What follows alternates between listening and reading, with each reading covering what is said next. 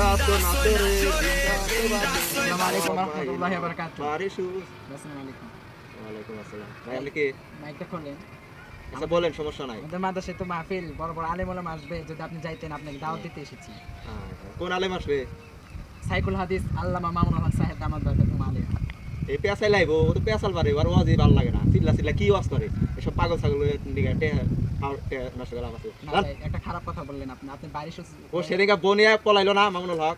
আরে না না, আপনারা ভুল ধারণা করছেন। সে হইতেছে আমাদের বাংলাদেশে 1 নম্বরে রয়েছে হাজরত ও আনোয়ার। চেঁচায়, ও কি যেন বলে।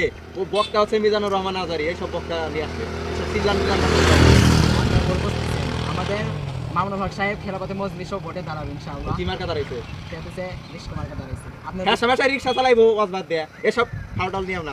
আপনারা কি শোনেন শোনেন, আমি একটা কথা বলি। আপনি কি 5 ওয়াক্ত নামাজ পড়েন ভাই? আপনি যে গান বাজনা শুনতেছেন, আপনি এটা পাপ হচ্ছে। আর আপনি যদি এই মামুনুল হকরে আপনি মানে একটা কথা বলে তাকে অপমান করলেন, ইনসাল্ট করলেন, বা একটা কথা বলে দেয় আপনাকে, শুনে রাখেন কান ফেলাইয়ে।